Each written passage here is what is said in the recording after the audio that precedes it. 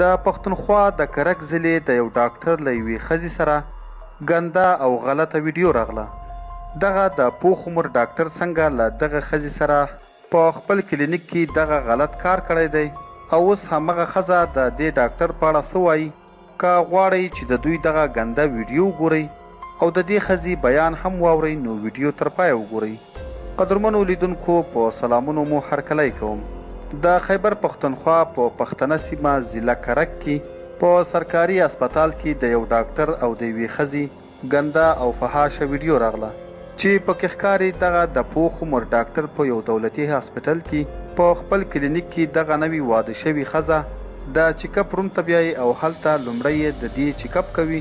د چیکاپ په دوران کې دغه ډاکټر د دې ښځې په وجود غیر ضروري لاس وهي او کوشش کوي چې دغه ښځه په څه طریقه دغه غلط کار ته مجبوره کړي چې بالاخره دغه ښځه ډیره تنګ راځي او له دغه ډاکټر سره همدا غلط کار کوي.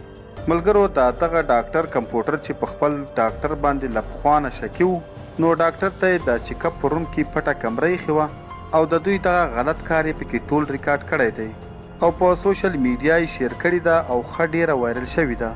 دوستانو کله چې دغه ویډیو په سوشل میډیا راغله او د هغې نوي واده کړی شوي ښځې تر کوره ورورسېده نو هغې په خپل بیان کې وویل چې دغه ډاکټر زما د پلار ملګری و.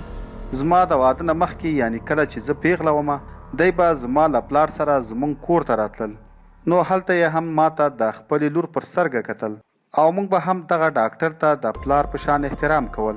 دا وایي چې زما پلار هم ډاکټر و او د وخت په تیریدو سره چې کله زما پلار وفات شو زه واده شوم او یوه ورځ د دغه ډاکټر کلینیک ته د چیکاپ لپاره ورغلم نو ما خو ورته همغه د پلار پر سترګو کتل خو دغه ظالم ډاکټر را سره په خپل کلینیک کې دوکه وکړه او دغه غلط کار ته مجبوره کړم.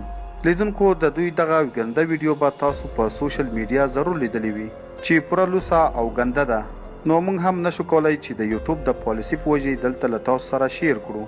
که بیا هم چا نه وي لیدلی او د ثبوت لپاره د کوم ملګري په کار وي نو موږ ته کمنټ وکړئ او موږ به تاسو ته درولېږو.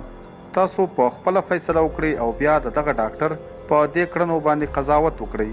دا وه د کرک ضلع د یوه ډاکټر د غلطي ویډیو په اړه معلومات. د نورو داسې تازه او معلوماتي ویډیوګانو دپاره پشتون ټایم چینل همدا اوس سبسکرایب کړئ. تر بلې ویډیو مو په لوی او بخښونکي رب سپارم. د لوی الله په امان.